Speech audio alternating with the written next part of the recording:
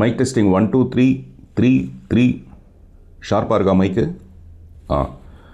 என்னதான் நம்ம ஷார்ப்பாக புத்தி கூர்மையாக மைக்கில் பேசினா கூட மைக்கில் பேசிட்டதுனால அது புத்திசாலித்தனம் ஆகிடாதுங்கிற ஒரு பழி மேலே இருக்குது. அதனால் நான் ஒரு வேளை முட்டாள்தனமாக பேசினா கூட அதை புத்திசாலித்தனமாக டிரான்ஸ்லேட் பண்ணி கொடுக்க வேண்டியது உன்னுடைய பொறுப்பு. Okay, deal. ஹாய் ஃப்ரெண்ட்ஸ், நல்லா இருக்கீங்களா? தவறு என்பது தவறி செய்வது, தப்பு என்பது தெரிந்து செய்வது. தவறு செய்தவன் திருந்த பார்க்கணும், தப்பு செய்தவன் வருந்தி ஆகணும். அதே மாதிரி தான் நான் வருத்தம் தெரிவிக்கிறேன்னு சொல்கிறது ஒரு விதம், மன்னிப்பு கேட்குறேங்கிறது இன்னொரு விஷயம். ஒரு நிகழ்ச்சியில் ஒரு தவறு நடந்துட்டதாக நான் உணர்கிறேன். உண்மையிலேயே அது தவறி தான் நடந்தது. நான் மேடையில் மிஸ்டர் விஜயை பற்றியோ அஜித்தை பற்றியோ பேசிகிட்டே இருக்கும்போது திடீர்னு வேறு ஒரு ஃபோட்டோ வந்தது. அந்த ஃபோட்டோவை பார்த்த உடனே நான் என்ன பேசுகிறதுன்னு எனக்கு தெரியல. உண்மையிலே கொஞ்சம் திகைச்சு போயிட்டேன். அதான் உண்மை. குற்றம் சுமத்துற மாதிரி அவங்களுடைய ஃபோட்டோவை போட்டு நான் பேசணுன்னு ஆசைப்பட்டேங்கிறது 100% பொய். அப்படி நான் யாருக்கிட்டேயும் அடிமை இல்லை, யாருக்கிட்டேயும் காசு வாங்கிக்கிட்டு அப்படி ஒரு நிகழ்ச்சிக்கு போகவும் இல்லை, இப்போ இல்லை, அது என்னுடைய மரணம் வரைக்கும் நான் அதை செய்ய போகிறது இல்லை. காசு வாங்கிட்டு எந்த கட்சியிலும் போய் சேர போகிறது இல்லை. காசுக்காக நான் எந்த தவறையும் செய்ய போகிறது இல்லை. அப்படியே ஒருவேளை இந்த ஃபோட்டோவை போடுங்க நான் பேசுகிறேன் அப்படின்னு சொன்னால், ஒரு மகளிர் தினத்தன்னைக்கு நான் யாரெல்லாம் சொல்லணும்னா, ஒரு வேலு நாச்சியாரை பற்றி பேசலான்னு ஆசைப்படலாம், டயானா சார்ல்ஸை பற்றி பேசணுன்னு ஆசைப்படலாம்.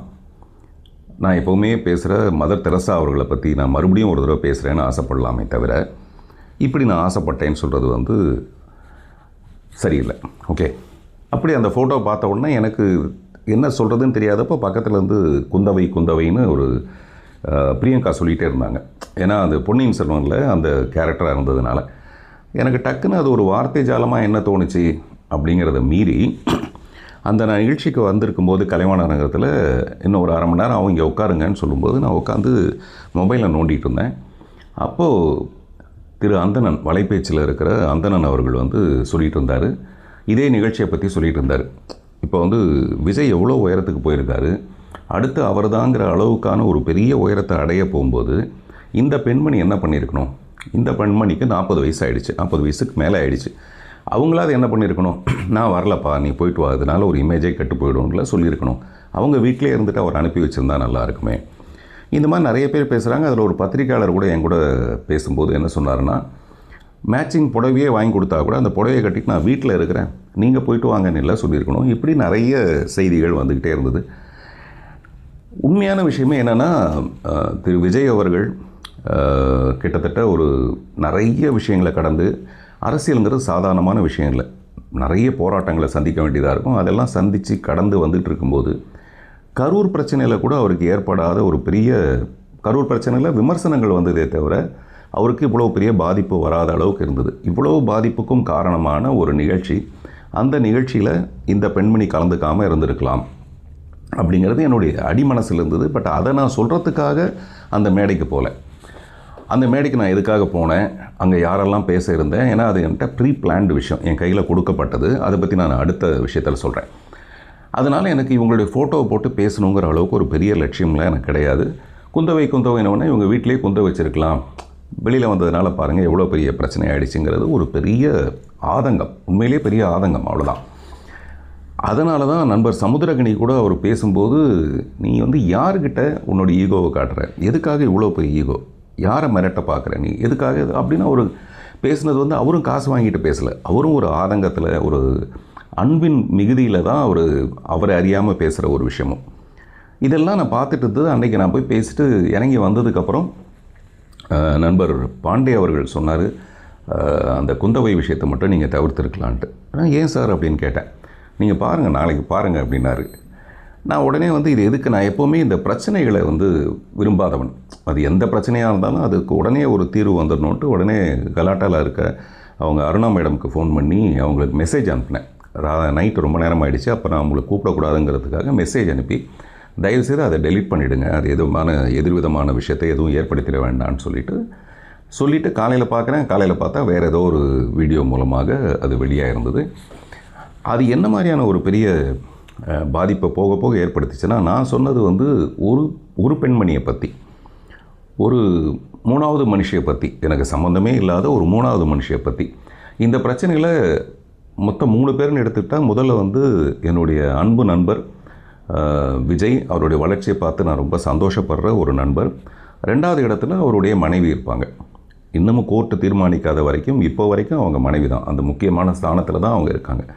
ஸோ இந்த 3வது மனுஷியை பற்றி நான் பேச வேண்டிய அவசியம் இல்லை. ஆனால் நான் சொன்னது 3வது மனுஷியை பற்றி. அவங்கள வீட்டில் இருந்திருக்கலாம். ஆனால் இது எல்லாமே பெண்களுக்கு எதிரான ஒரு விஷயம். பெண்கள் எல்லாமே வீட்டுக்குள்ளேயே இருங்க அப்படின்னு சொன்ன மாதிரி ஒரு கருத்து வந்து நிறைய பேர் அதை பதிவு செஞ்சதுக்கப்புறம் எனக்கு ஒரு கஷ்டம் வந்துருச்சு. அவர் பாண்டே சொன்ன மாதிரி இதை நம்ம தவிர்த்திருக்கலாம், தவறு நடந்துருச்சுன்றதுக்காக நான் உடனடியாக அதை வந்து ஒரு பேடில் எழுதி, இந்த எழுதுகிற பழக்கம் என்னென்னா, நம்ம பேசும்போது, இப்போ நான் பேசும்போது தவறி போய் ஏதாவது வார்த்தைகள் வந்துடலாம், அது வரக்கூடாதுங்கிறதுக்காக ப்ராப்பராக எழுதி அதை ரெக்கார்ட் பண்ணி வச்சுக்கிட்டு, ஒரு கோழி சேவலை வச்சுட்டு அந்த ஹாப்பி உமன்ஸ் டேக்கு ஒரு ஏஐ மூலமாக ஒரு வீடியோ செய்கிறதுக்காக முற்பட்டு மத்தியானமே இந்த ரெக்கார்டிங் எனது முடிஞ்சு போச்சு, என்னுடைய வருத்தம் தெரிவிக்கிற ரெக்கார்டிங். ஆனால் அது ஏஐ முடிகிறதுக்கு ராத்திரி 8 மணியோ 9 மணி ஆகிடுச்சு. இதெல்லாம் நான் பதிவு பண்ணி போடும்போது பை த டைம் எனக்கு அந்த ட்வீட் ஒன்று வருது. அந்த ட்வீட்டில் வந்து ஆர்கனைசர்ஸ் வந்து சொன்னாங்க, எனக்கு இந்த மாதிரி இவரே விரும்பி அந்த ஃபோட்டோவை போட சொல்லி அப்படின்லாம் வந்தோடனே நான் வருத்தம் தெரிவித்தது ரொம்ப சின்சியராக மனப்பூர்வமாக தான் தெரிவித்தேனே தவிர, இப்படி ஒரு ட்வீட் வரப்போகுதுன்னு தெரிஞ்சு தான் நான் வருத்தமே தெரிவிச்சிருக்க மாட்டேன். அதை பார்த்ததுக்கப்புறம் எனக்கு மனசில் ஏற்பட்ட விஷயம், இன்றைக்கி நான் இப்படி ஒரு வீடியோவை பண்ணணுங்கிற ஒரு உத்வேகத்தை எனக்கு ஏற்படுத்தியிருக்கு. ஹாய் ஃப்ரெண்ட்ஸ், இது சற்றே நீண்ட பதிவு தான். காரணம், ஒரு 3வது மனுஷியோட ஒரு 3ஆம் தரமான ட்வீட், அது எனக்குள்ளே ஏற்படுத்தின ஒரு பாதிப்பு. என்னுடைய செயலுக்கு அவங்க கருத்தை தெரிவிக்கக்கூடாது, எதிர்ப்பு தெரிவிக்கக்கூடாதுன்னு நான் சொல்லலை. ஆனால் சமீப காலங்களில் அவங்கள பற்றி வந்த கொச்சையான, மிக அசிங்கமான நிறைய கருத்துக்கள் இங்கே இருக்குது, பொதுவெளியில் இருக்குது. ஒரு கட்சியோட தலைவர் உட்பட அவங்கள பேசின விஷயங்களுக்கு, விமர்சனங்களுக்கு எல்லாத்துக்குமே அவங்க பதில் சொல்லியிருந்தாங்கன்னா நான் இதை வரவேற்றிருப்பேன். எதுக்குமே சொல்லாமல் எனக்கு மட்டுமே அவங்க கண்டனத்தை தெரிவித்ததுனால நான் வந்து வருத்தம் தெரிவிக்கிறேன்னு சொன்னதே தப்புன்னு நிறைய பேர் கண்டனம் தெரிவிச்சிருக்காங்க. நீங்கள் ஏன் சார் வந்து அதுக்கு வருத்தம் தெரிவிக்கணும், நீங்கள் ஏன் அதை மன்னிப்பு கேட்கணும்? அதில் நிறைய குரூப் ஆரம்பிச்சிருக்காங்க. வி ஸ்டாண்ட் வித் பார்த்திபன் ஒரு ஹேஷ்டேக்லாம் ஆரம்பிச்சிருக்காங்க. அந்த நண்பர்கள் எல்லாருக்கும் நன்றி.